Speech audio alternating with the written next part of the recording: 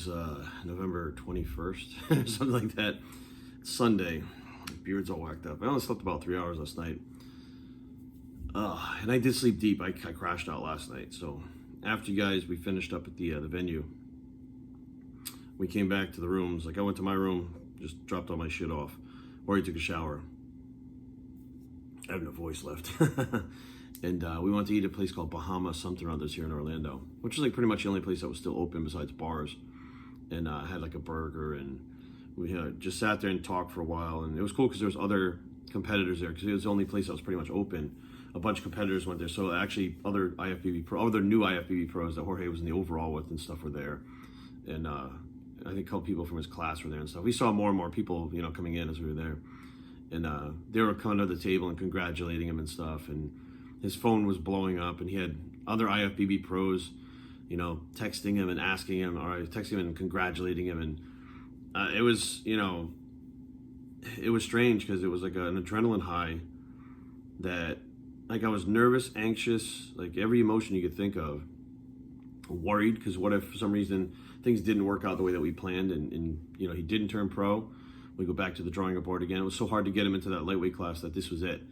If he didn't make it this year, the lightweight class is done. He would have a long journey ahead of him, putting on the amount of muscle he needs to move up to welterweights or even, middleweights. Welterweight would be the next class up.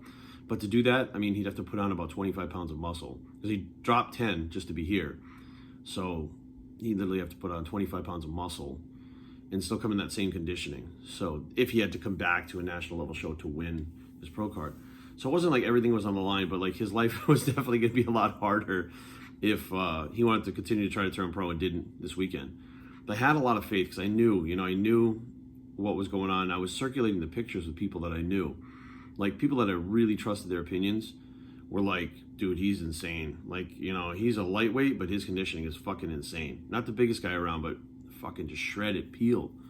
And that was the goal. It was to bring in condition. And I do believe that myself now being a judge, and I've judged, local shows, national shows, I've judged pro shows, I'm now an IFBB judge too. It gives me a different perspective on what to make a physique look like to win. It's a completely different perspective because I sit at the judging table, and when you sit at that table and you look up the physiques, it's not the same as sitting 5 rows back or even 1 row back. Usually the first 2 rows are kind of taped off for in NPC, IFBB officials, executive area, stuff like that.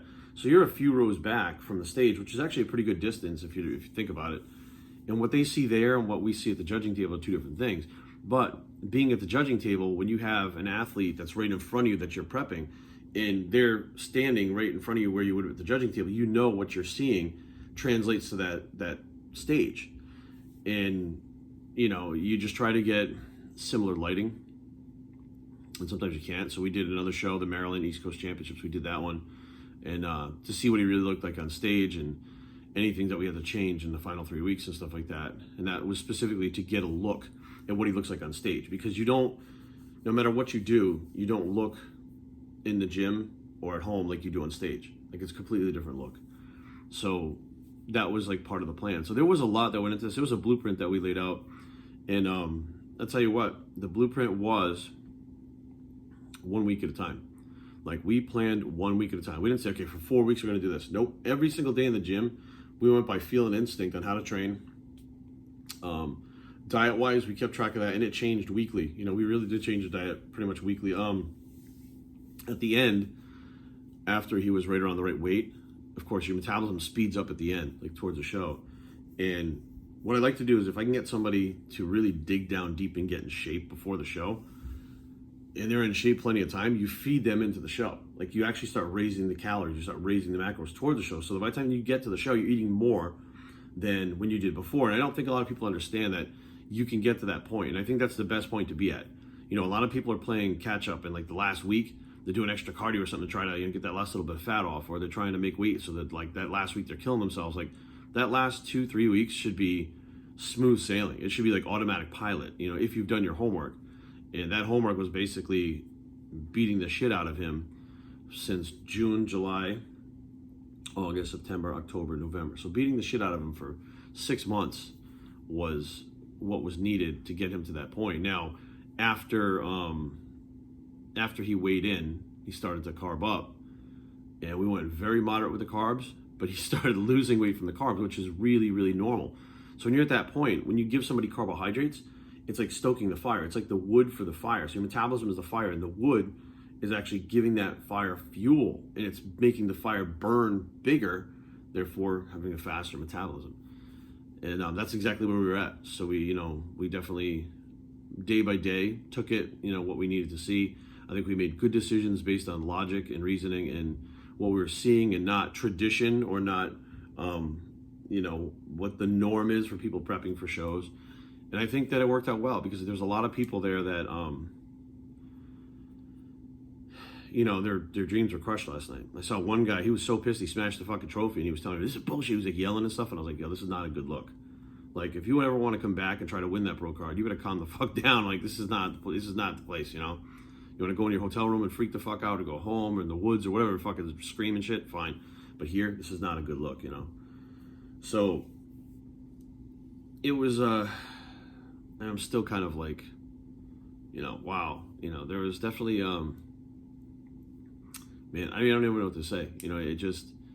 It's still sinking in now. I'm really happy for him. I told him and his wife, we sat down on Saturday night, Wednesday night. So Thursday night we went to dinner, and we sat down, and I told them, I failed. I failed trying to get my pro card. Like, all I ever wanted was my pro card, and I failed. I didn't make it happen. And I wish I knew then what I know now. Would things have been different? I don't know, because I didn't really think this was my path. I'm really good with other people's bodies and other people's physiques and making decisions, and not so good making them on my own sometimes, because I'm emotionally involved. I'm emotionally invested in myself. I'm emotionally invested in them too, but I can separate the two from, being emotional and being, this is what we have to do, and being objective. And that was something I had a hard time doing with myself. And I hired other coaches and stuff, and I did better when I hired other coaches, so I didn't have to think. But I told him, I said, I want this for you. Like, I really want this for you. Like, you deserve this, and I know what it means. I know what it means to you. I know what it, I know that it will change your life in many ways. And I'm not talking about people like on money and contracts. It's not that. When you accomplish a goal like that, you're now a professional athlete. And he's professional in two. We won Musclemania together, and he was a Musclemania pro, and now he's an IFBB pro. So he's a double pro. So this is not by mistake. I mean, we've done this before, and it just was a continuation of his journey. And now, he's 154 pounds. Well, he has all the way up to 212, to be able to grow. And I'll tell you what, like, the way he was growing this first off season, which was a real, he had a real good off season with the lockdown thing. It was almost like being in, Kuwait, like the camel crew. Like, you were just like train, sleep, eat, because everything was locked down. And he has a gym at his house, like a full gym at his house. And it just, now to try to put on whatever amount of mass he wants to, his body will respond. I mean, who knows? Maybe he can get to 212. Who knows? I mean, I have no idea. We've never tried. That's the thing. But I think that he'll dig down deep, and he'll do what he needs to do if he wants to. He definitely said he wants to compete as a pro. Like, he wants to compete and be able to be competitive, which I understand. I don't see any reason why not. It's always the condition that makes you competitive. But now it's the mass, because it's a pro level. So now there's like an added piece to that equation, a piece of that puzzle. And so we move on, and we start heading down a different direction. But for today, I got to travel. I'm getting ready to leave here in a little while. I'm actually going to go to Denny's near the airport and meet up with my friend Sheamus, WWE superstar Sheamus, which I haven't seen him since last year because of COVID and stuff like that. And they're not traveling, and nothing's been going on. And their performance center, WWE's performance center, is here in Orlando, and they have Survivor Series tonight. Actually, I can watch Survivor Series because I'll be home. So they have Survivor Series tonight, and then he's on Monday Night Raw. So he's here. He was here yesterday, today, tomorrow. I think he flies back home Tuesday. So I'm going to go see him for breakfast and hang out, because I haven't been able to catch up with him for like literally over a year. It was good to see Jinder Mahal here too. He handed out some trophies and stuff. WWE superstar Jinder Mahal. Had a great weekend. I saw my friend Johnny Styles, who I love Johnny, his wife Corrine, and Jessica. There was so much going on. There's so many cool people. I saw Mark Anthony, a friend of mine. He was here doing the voiceovers. Just a gaggle of people everywhere. that I normally see at the expos, but we haven't had those this year. So it was, for a brief moment, I think my life was about as normal as it's ever been this weekend. As chaotic as it was so normal. It felt like an expo. It felt like a competition.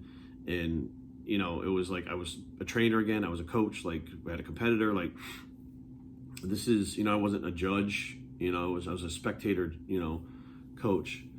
And it's just an amazing experience. I'm so glad that he decided to do nationals and not universe. I really feel like at nationals, it's so prestigious. It's our Super Bowl, the amateur ranks, and when you win, and not just your pro card, but you win that class decisively, then you really solidify yourself. It really gives you some like clout as far as, and some respect. I mean, these IFBB pros, these top IFBB pros. I mean, legends were contacting me. How do you do? How do you do? And then when I told them, they went on Instagram and they messaged him. Congratulations, bro. And he was like, what the fuck? He was like, this is so cool. He's part of the club. He's part of the club now. He's an IFBB Pro. He's one of them. He's part of the elite professional bodybuilders all over the world, the IFBB Pro. And yeah, so it's time to just, we're going to actually do a photo shoot tomorrow in his gym. He's got a photographer coming.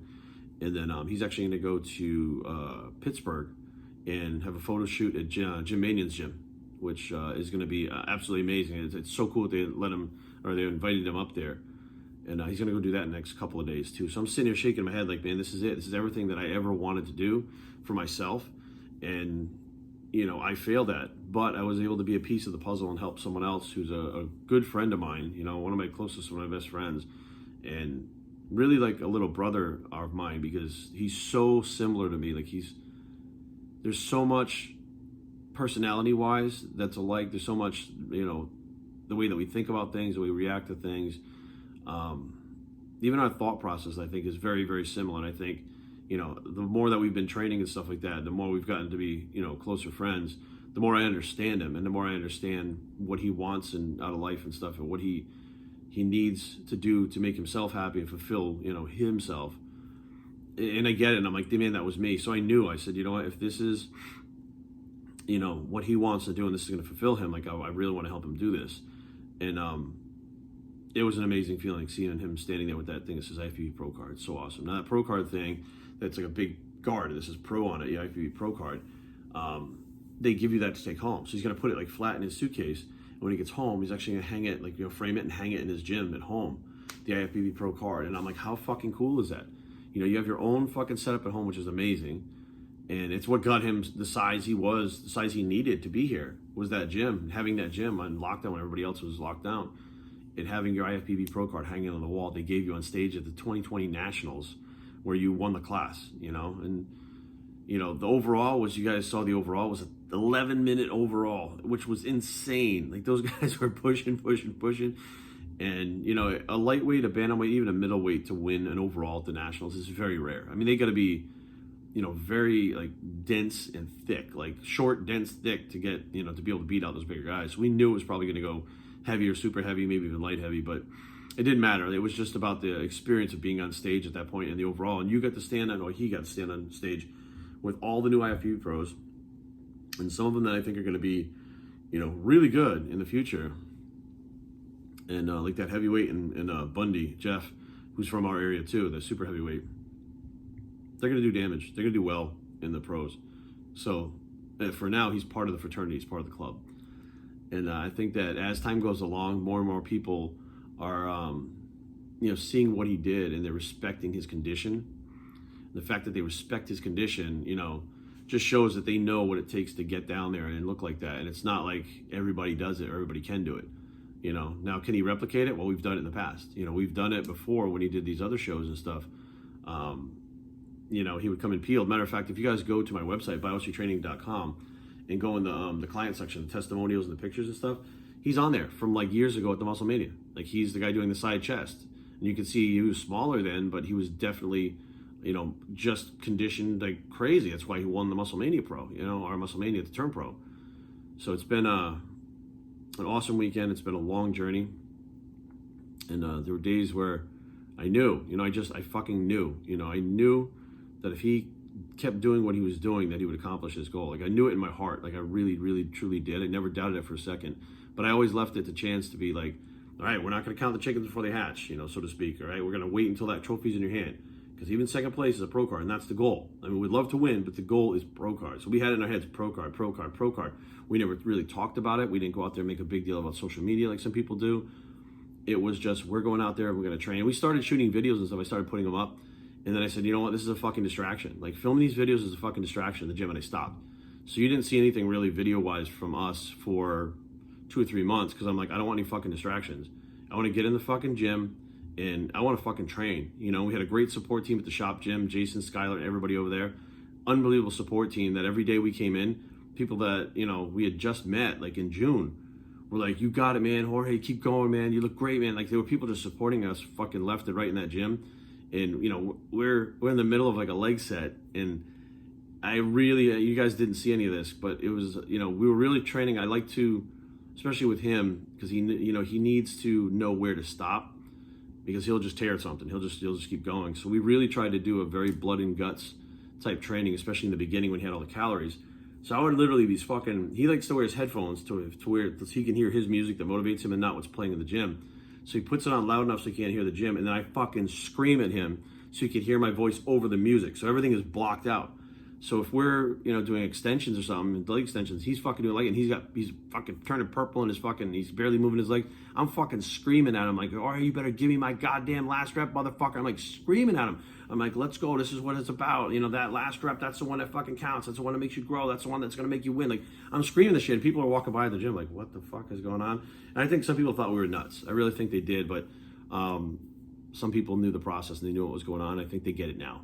I think that this payoff, is something that people are going to understand and realize and go, fuck, this is what they were doing. Okay, I get it. I get it. They went to this level of training to get to that level of competition, and that's why they succeeded.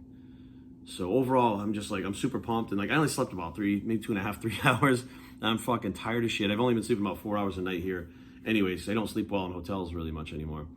And yeah, so I'm just pumped. I got to get ready and get the fuck out of here and go to Denny's, have breakfast with Seamus, and then start my trek back home. But man, what a fucking time. What an amazing time. So thank you guys for following along with this journey. I know I haven't put up a lot of bodybuilding stuff lately because there hasn't been a lot of bodybuilding stuff going on in my life, When I do the trips and stuff, I put up, different vlogs and stuff, but this one was a big deal, and I wanted to document it and put it up, and I don't give a fuck how many views it gets, because it's weird with the channel. Like, a lot of people are not viewing the bodybuilding stuff now if I put something up, but if I put up something about what's going on in the world or the, politics or whatever, people watch that. So, it's not that I don't want to do bodybuilding stuff. It's just that wasn't what was going on in my life. So what was going on is what I put on the channel, which is what I've always done. I've always done that stuff. It's never been just about bodybuilding or competition or food or whatever. I've always had things on there that it was, more than that. It was always more about BioS3 training. The YouTube channel is more about tracking my life and basically putting out my story real time as it goes and documenting my journey. Who knows, 10 years from now, if I'm not doing any of this stuff, or if YouTube's around 10 years from now or 20 years from now, or whatever the fucking case may be, I can look back at these and watch these and have these like visual memories instead of trying to remember it. I do that. I've watched my wedding video a bunch of times. I've watched the final days with Bruno a bunch of times. I've watched when we picked up Brady a bunch of times. I've watched old vacations that Aaron and I have taken a bunch of times. I've watched, so many things on my own channel, like I was watching TV. Like you don't realize you're watching yourself. It's like you're watching someone else, but you're feeling the memories and stuff. So that's why, the channel changes from time to time. It's not a specific channel for a specific thing, and I think people get that now. So I'm gonna get my shit together, put the suitcase together, and get the fuck out of here. And again, thank you guys for following along. And things are not over, they're just getting started. So keep an eye out for Jorge, the new IFBB Pro, and what's left to come. See you guys soon. I'm BioS3 and I approve this message, and we're out.